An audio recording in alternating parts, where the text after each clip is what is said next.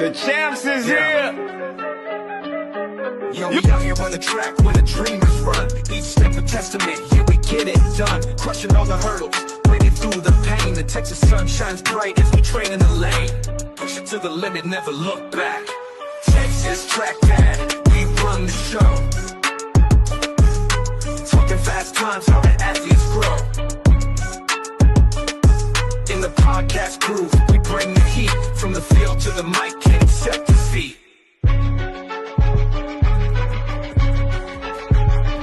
From Dallas to Houston, yeah, we're raising the bar. Every athlete's story, every victory a star. We hustle on the field, focus sharp like a spear. The clock's ticking down, but the finish line is near. With every single stride, we own the sound. Texas Track Dad, we run the show. Talking fast times, how the athletes grow. In the podcast groove, we bring the heat. From the field to the mic, can't accept defeat. From Dallas to Houston, yeah, we're raising the bar. Every athlete's story, every victory a star. We hustle on the field, focus sharp like a spear. The clock's ticking down, but the finish line is near. With every single stride, we own the sound. Texas Track Dad, we run the show. Talking fast times, how the athletes grow. In the podcast groove, we bring the heat. From the field to the mic, can't accept defeat. So lace up your shoes, let the journey commence. Texas Track Dad, we build the suspense.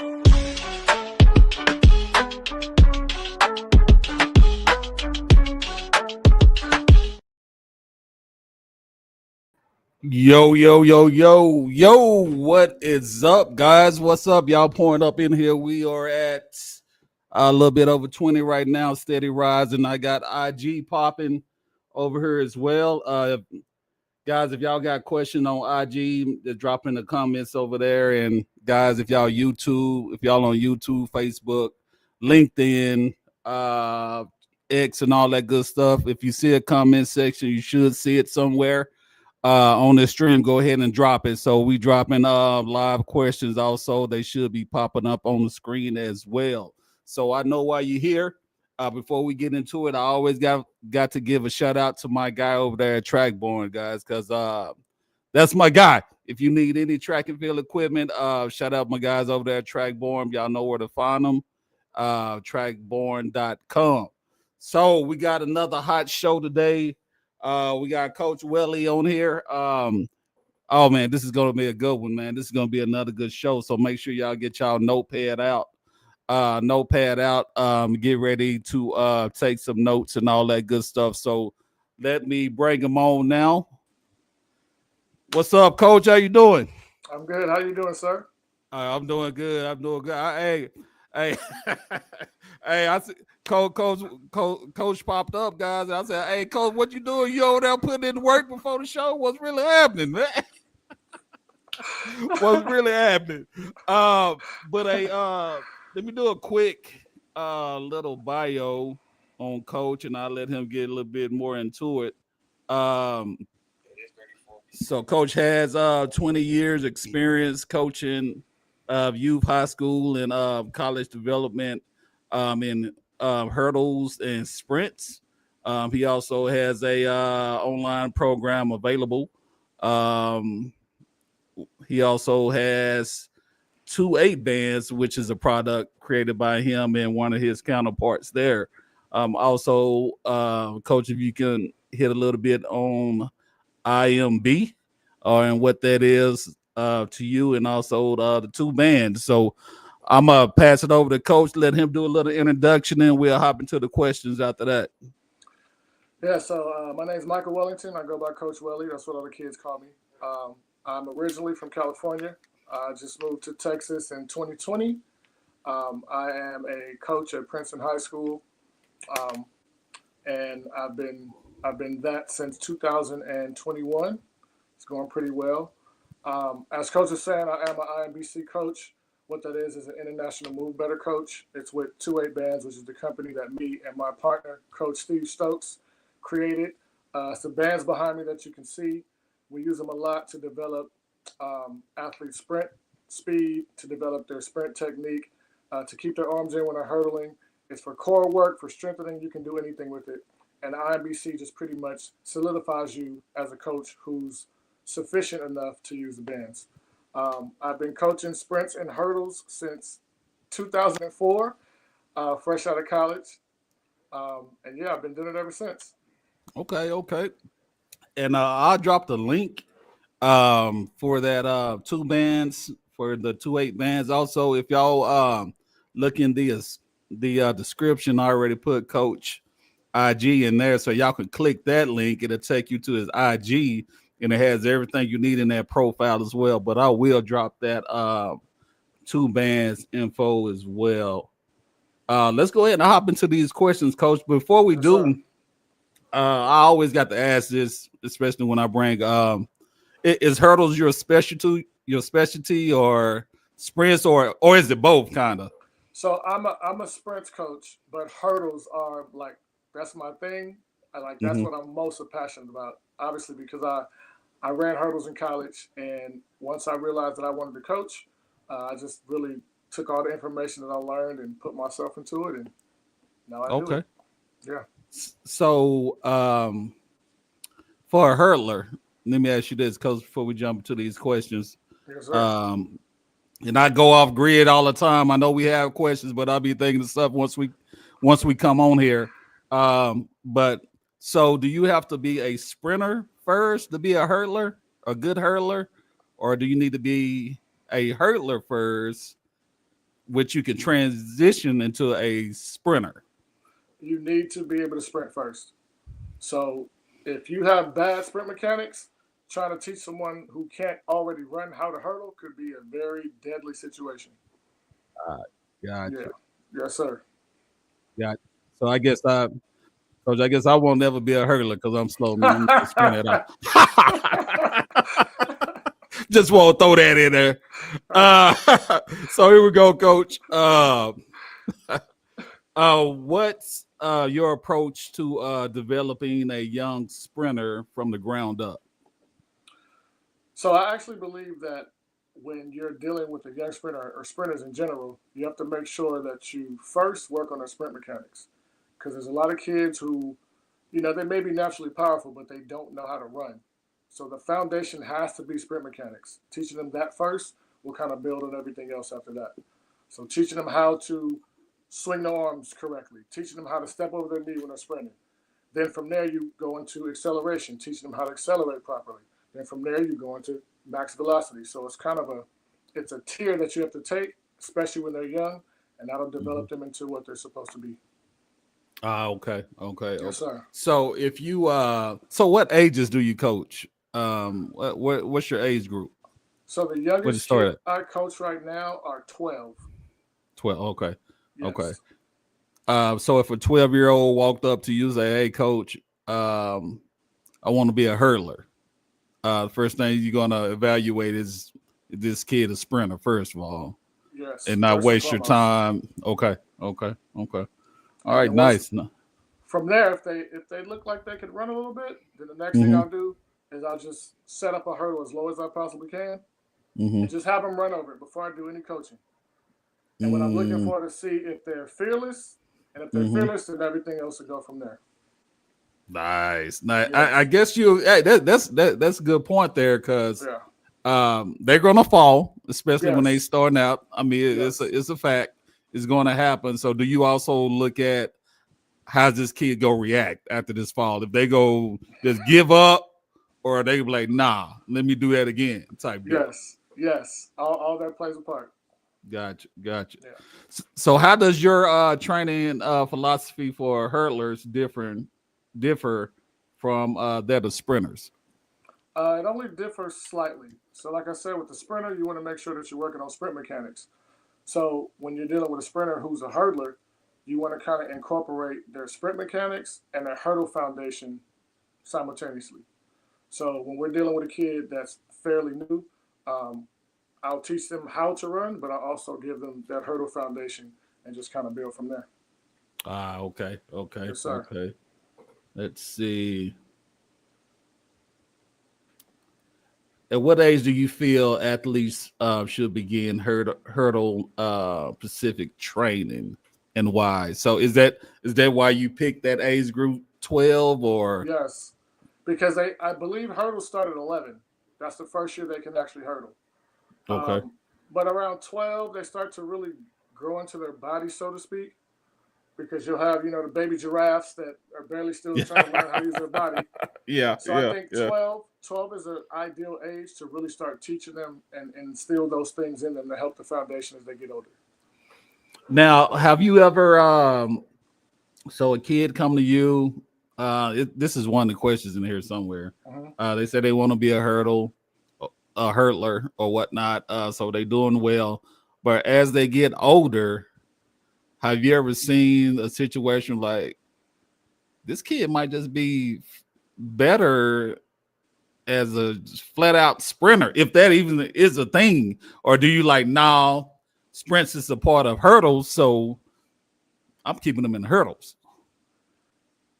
I have had one situation like that. The kid was actually, I knew he was going to be good because his parents were tall, and typically with good hurdlers, they typically have smaller torsos and longer legs, so they can step over the hurdle. So this kid thought he was a 100, 200 runner.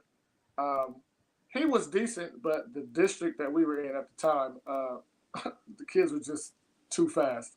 I was like, you wouldn't be as successful there. So let me teach you how to hurdle, and then you may be one of the state's best. He ended up making it to the state meet that year, and he realized, okay, you were actually right. So it all depends on how they progress and how they grow throughout the season. Okay. So how do you build a hurdler's rhythm and confidence, especially for beginners? Because I know you get those young kids like, you don't have no rhythm at all. We're gonna have to work on that. Yes. So I keep saying the word foundation, right? Hurdle foundation, there's these 4 components that I teach all my hurdlers, and I pretty much beat them into their head over and over and over through drills and things like that. So I'll drill them to death, and then I'll continue to work on a short rhythm. So I have a 15-foot drill where I have several hurdles set up, and we'll do that over and over and over. We may do that for a couple weeks before I actually extend the hurdles. Once I see that they're starting to become confident, once I see that their technique is starting to be more sufficient, then I'll open the hurdles up. Then I'll get to a point where there's this one drill that I do a lot. It's called extend, where the hurdles extend out further and further, but it's still a 3-step rhythm. That tells me where their distance that I'm going to train them at when we start getting into speed hurdles. It tells me where I'm going to have them the whole time. So I'll do that over and over until I'm confident, and then they're confident, and then from there we just run fast at that point. Okay. And I'm sure the older they get, the faster that rhythm gets also. Yes, sir. Yes. Gotcha. What key phases do you focus on when breaking down the 100 meter hurdles and the 110 hurdles? What phases are you coach that focus more on, that coming out the blocks, or that first hurdle you focused on? What you focus on, coach? So it depends on where we are in the season. Early on is all foundation stuff. I'm going to drill you to death that first phase of the season. We're going to do a lot of drills and then some rhythm stuff. From there, once we get into that point, it's going to be a lot of acceleration over the first hurdle and then the first 3 hurdles. And then we build from there. Once we get into the center of the season, we're doing like hurdle endurance, 8, 9, 10, 11, 12 hurdles. Okay. And then once we start getting into February, March, then it's a lot of speed hurdling. One missing, I call it one missing. It's where you have a 5-step in between a certain amount of hurdles. It's like an overspeed hurdle drill. So that'll be toward the end of the year. So foundation, acceleration into hurdle 1 through hurdle 3, hurdle endurance, and then just flat speed. Working on those touchdown times. So we try to get these times that we're trying to run. So how does your training differ from your 400 meter hurdlers versus like your 110, 100? Are they training the same, or do they need like a? I know a 400 is a sprint, a hurdle is a sprint as well, but is your training any different? With those longer distance hurdles. Yes, they're training similar, but the distances are different. So I'll do a lot of endurance stuff with the short hurdlers. I'll do endurance stuff with the longer hurdlers, but it's obviously different lengths. So if I'm doing a 3-step endurance drill with the short hurdlers, they may do 12 hurdles at girls may be 7.8 meters, boys may be 8.5 meters. But then on the flip side, if I'm doing like a turnaround drill with the 400 runners, they're doing 5 hurdles up at 18.2 spacing, and then they're coming back the same spacing. So it's the same idea. They're both getting their endurance, but it's just a little longer from the short hurdles as opposed to the long hurdles. Gotcha. So how do you structure the technical versus speed development portion in the weekly? We kind of covered that a little bit. Let's go to this next one down here.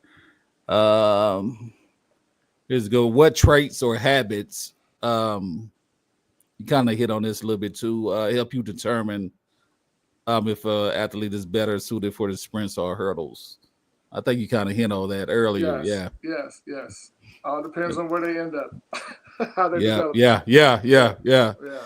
Can you share an example of an athlete who transitioned from sprinting to hurling, vice versa? You hit on that as well. Yes. Let's go down here. Here's a good one. How much do flexibility and coordination influence your decision to hurdle events? The reason I ask is I know you hit on it. I just want to know your perspective on this. Gymnasts, right? Do they make good? It's just in my head somehow. Cause I know a lot of good jumpers that were gymnasts, right? Yes. Does that help if they want to be hurdlers or if they want to be jumpers? Does that help? So the flexibility is good, but being too flexible can be a problem. Here's why. So I've dealt with gymnasts and dancers, and when you're teaching them how to hurdle, they have this thing. For one, they pointer flex, right? So they want to point their foot down instead of dorsiflexing their foot. So getting them to get out of that habit, you have to really work that. That's first. The second thing, as they're going over the hurdle, instead of trying to get their foot down so that we can sprint, they want to kick their leg out. So now they're in the air way too long. I got you. A lot of hang time. A whole lot of hang time. Yeah. So when you're dealing with those kids, you have to really focus on, okay, I need to teach them really how to lead with their knee and then step down. Lead with the knee, step down. So you may work with them on that for weeks until they get the idea and it starts to really internalize them, and then you just go from there. All right, I always wondered that, and I got another question. I got a lot of questions, Coach. Hey, I got you. Because I like to pick y'all brain. I like to pick the professionals' brain when they come on here. I done had a lot of good coaches come on here. Coach McCray, Coach Holler was on here not too long ago, and they talk about the strength of your ankle and foot. Is that important? Yes. Also, that is extremely important. You'll have a lot of kids that if they don't have tight or good ankle strength, when they come off the hurdle, their legs buckle, which drops their hips, and then they have to stand back up to sprint to the next hurdle. All that plays a part. So the stronger your ankle is, the more force you put into the ground, the more it is when you come off the ground, you can stay tall. So yes, that is important. Nice. Sir. So this is one of this next little section of questions here. This is one of my great debates here. It's going to be sprinter DNA. Do you believe it's a such thing as a sprinter DNA, or did somebody just make that up because they kid couldn't run fast? So what do you think? I'm going to say yes and no. Okay. So in my opinion, there's a ceiling or potential that every sprinter has. God placed that in everybody, right? Mm-hmm. But it takes the consistency of the athlete and the Mhm. coach that they're with that brings out that DNA that makes them that person, you know, Gotcha. which is Mhm. why a lot of these elite professional athletes, they'll start with the coach and they're running pretty fast, but then they'll get with this other coach and the coach has them flying because it was that coach that was able to bring that DNA out of them that was already placed inside of them. So it all depends on Got those two things. It's in gotcha. them, Got it's a thing, but it has to be brought out with your consistency and whoever's coaching you. yeah, yeah, and it's that's a good answer there, and I see it all the time. You like you said, I mean, high school, whatever, like when these kids kind of switch sometimes, like the other coaches push the button, you know what I'm saying? I guess Yes, they figure out the code because a lot of these kids got codes you got to figure out, exactly, and some exactly. coaches don't. This Yes, coach might not yes, be able to, but this other, oh, I got this, I know this code. They yes, dial it up, and yes, and I think that's really important, because like you say, they can have the talent all day long, but if they don't know how to use it, if they don't know how to strike the ground and all that good stuff, it's yes, not going to do no good. exactly. Especially when they go to college and where everybody's fast, and you got to be more technical on stuff to win races in college. So Yes, sir. cool. Um, so is top end sprint speed something that you can fully develop, or is that largely genetic also? Same answer. Same boat. Same Same answer. boat. Okay. Same answer. You got to work on that. Yeah. Yes. Okay. Um, let's see. When you look at a kid, when you look at a young athlete, what early signs make you say this kid have it? Just like, let's just say this. You see a kid, this kid running the 400, right? I mean, they doing everything right in 400 in practice or whatever. You're like, this kid might be a good 100-meter runner. I don't even know if he, just say they wasn't running 100. They were just running a 4 or whatever. Have you ever transitioned a 400 runner to a 8 or 400 runner to a 100-meter runner, or a 800-meter runner to a 100-meter runner?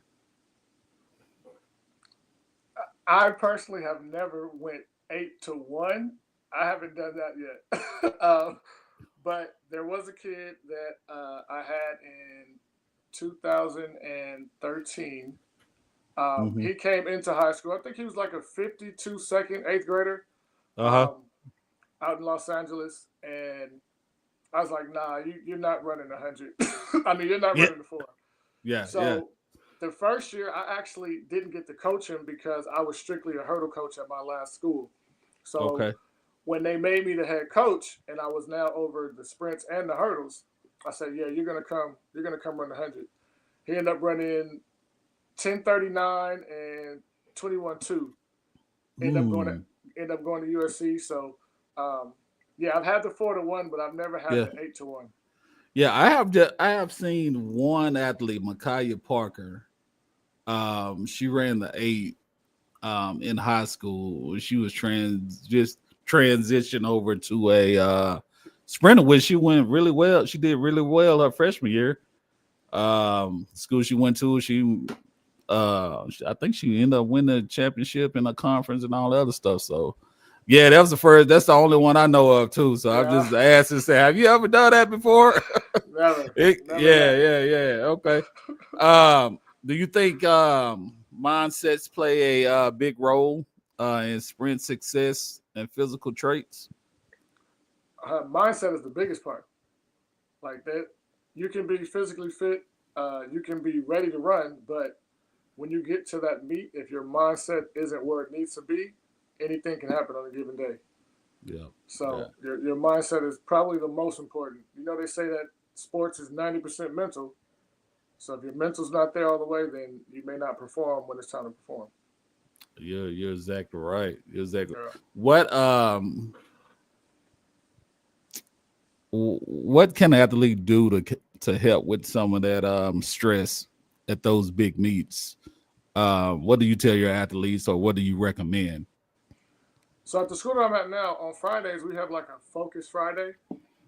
Well, we'll sit down and I'll put on like instrumental. It sounds like classical music, but it's actually Uh huh. like worship music. And Uh I'll huh. just have them sit there and visualize their races. Like if you can visualize it and understand what it means to totally execute your race, then when you Hmm. get to the meet, you don't have to worry about any of the noise. You just know that it's time to warm up and time to go. And then for the most part, that works. Even with the younger kids, you may have one or two that is like, "Oh my gosh, I'm so nervous. I don't know what I'm going to do." Then you got to kind of talk them through everything that we did the day before, all of the training Hmm. that we did the week before, and it kind of calms them down a little bit. Um, so would you say mental health is a very important deal for athletes in a whole, and um, it should be talked about. I think Yes, at practice, and if you yes, say athlete's not doing good, say something to them. That I always preach yes, that. Yeah, yes, I always preach that because you never know. It's a lot, man. It's a yeah, lot these kids go through, it and is. we really don't think about it. We're like, oh, they just don't want to run. They just, but they got pressure from the parents. They got pressure from their Yes, peers. yes, They got pressure from getting a scholarship or losing a yes, scholarship. yes, For all the coaches that's listening and everything, just take a minute. I know it's time to prepare for stuff and all that, but just take a minute, gather everybody together, and check on folks. See if they yes, good. See if they yeah, good. I just like to preach that a little bit, Coach. Why? And you've been in the business a while. You know what athletes go through. yes. A lot of them got to go get talk to some people sometime because it's so much stress.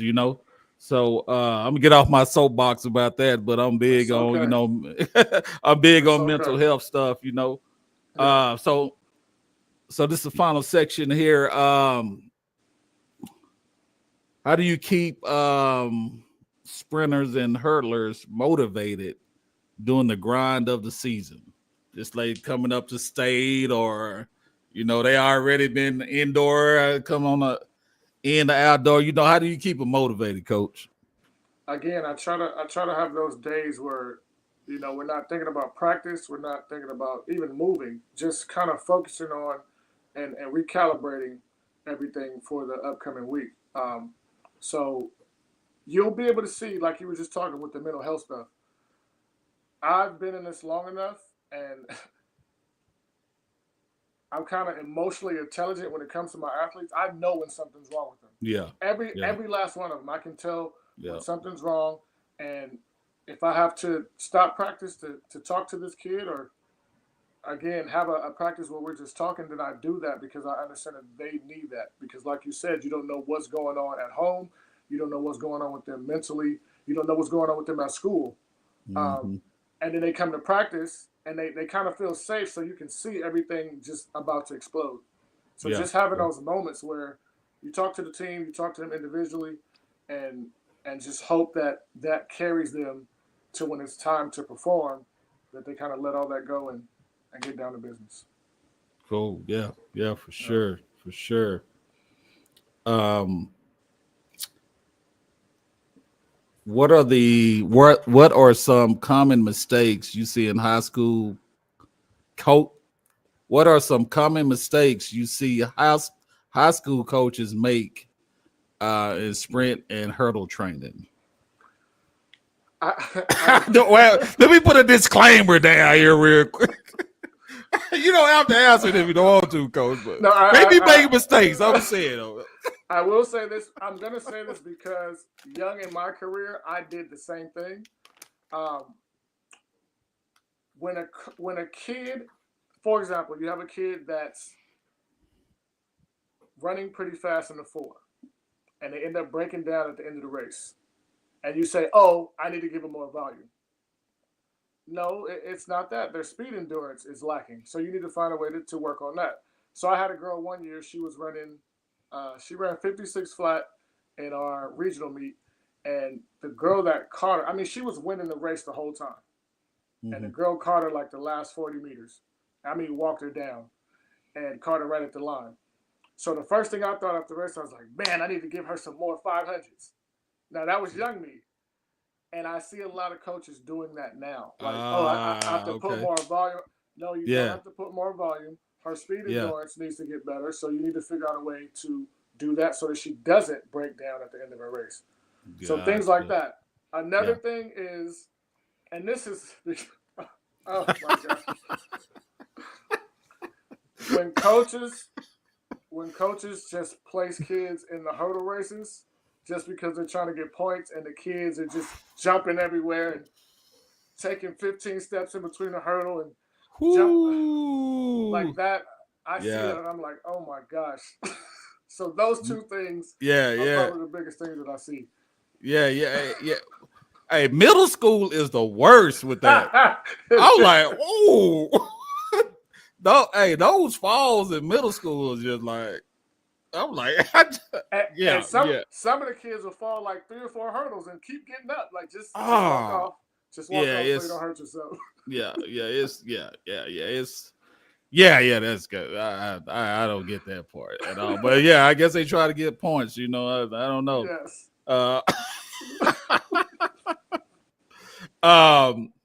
My take on that, you know, I'm just Texas track dad. Y'all don't come after me, but coaches loading sprinters up on relays in high school. I always have a big problem with that, and they don't focus on their individual events. Time after time, every year, it never fails. I see this kid that I know has amazing potential, is very, very fast, but this kid is placed on multiple relays. I never see the kid. I rarely see the kid on individual events, especially going into district, regionals, and state. I just feel, again, like I say, that's just my opinion. I just feel that if I understand some high school coaches, I know y'all got to get points and all that good stuff, but loading these kids up on relays all the time, man, y'all, come on, man. Y'all got come on. And this kid can be missing out on some scholarships, and they don't have no tape, or they don't have no film or nothing of them running. They just on relays the whole time. But that's my soapbox on that. I can talk about another 30 minutes so that we go move on. This is the last question here. Wait, before I get to that, I want to ask you this too. Yes, sir. Do you feel that, or do you really believe you are faster than Texas Track Dad? Do I believe that? Yeah. If we go out right now, Coach, listen, I still do this. I might be older, but I still train. Hey, I ain't gonna race your coat. Hey, the way you was sweating when you came out here, I'm like, yeah, he kind of fast, man. He sweating like he fast. Hey, you right, Coach. Hey, I ain't gonna play with you. I just want to see something. This is the last question here. What's one piece of advice you would give young sprinters or hurler that want to take it serious and try to do something, like go to college and stuff like that? What advice would you give them to just, so they can progress and, make something happen? I would say if you're serious about this, make sure that you are more consistent than you are motivated, because your motivation is gonna be hit or miss on a given day. But if you're consistent and you're serious, you're gonna have up and down days. But if you stay consistent the entire time, then the progress that you're trying to make is inevitable and it's gonna happen. So stay consistent. That's right. I agree with that too, Coach.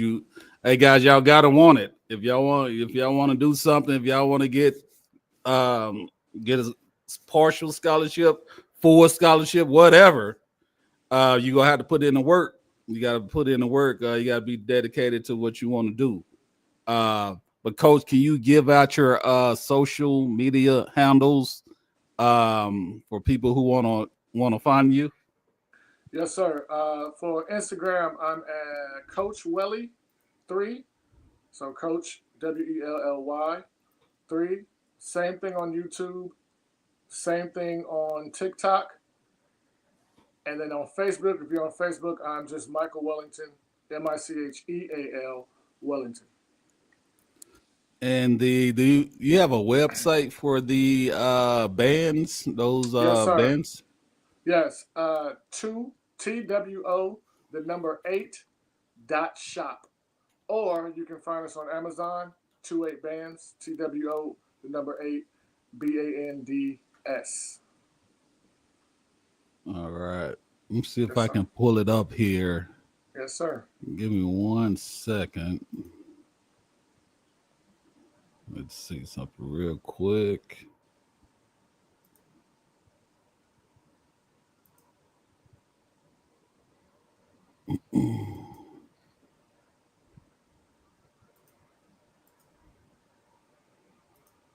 All right, is that it there, Coach? That's it right there. All right, here is the website here, guys. I will copy and paste this and put it in the comments. Let me do that now. Let's see. And also, Coach, your online program. How, if somebody's interested in that, how would they find that, the online program? That's also on our website. Okay. So if you go to, I believe it's programs, or I think it's online, something like that. Okay. You just click on there and it'll all pop up. I have Gotcha. hurdle stuff right now. We're working on our sprint stuff. We have an app where we show the 28 ways that you can use the band, which is why the name is 28 Bands. And then we have a whole lot of stuff for you.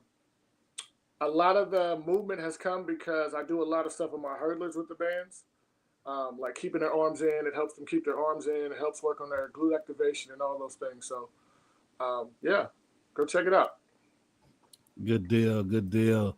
Yeah, guys, y'all go check that out. I'm going to drop his Instagram in the comments here, and we're going to get out of here. Let me drop right there. But, Coach, you got any shout-outs or anything before we get out of here? And I want to just say thank you once again for coming on, taking time out your busy day to come on and talk some sprints and hurdles. Do you have any shout-outs or anything? Well, first of all, I want to thank you for inviting me on here. I guess I'm a Texan now because, Hey, I see you down in Princeton. You had your hurdle camp down there. Okay. Yes. So all right. That's where I am. But I'm originally from Cali, so I guess this helps that. Give a shout out to all the hurdle coaches out there that are doing some great work with their hurdles. Hurdlenomics, you are the man. We got her. Yeah. Hurdle Science, you are the man. Yep. There's coaches back in California. All of you guys that are doing great things with hurdlers, you're making our event better, and I love to see it. So, 28 Bands, Coach Move Better. That's my partner. Shout out to him. And all of my kids at Princeton, you guys too. Love y'all. And then, All right. There you go. If y'all want more information about Coach's products, his program, and all that good stuff, the information is in the comment section. Go to his Instagram, follow him on YouTube, IG, wherever he is. Y'all go ahead and hit that follow button. But once again, guys, I want to say thank you once again for tuning in, and I will see y'all soon. We're out. The champs is here. Yo, we out here on the track where the dreamers run. Each step a testament, here we get it done. Crushing all the hurdles, breaking through the pain. The Texas sun shines bright as we train in the lane. Push it to the limit, never look back. TexasTrackDad, we run the show. Talking fast times, how the athletes grow. In the podcast groove, we bring the heat. From the field to the mic, can't accept defeat.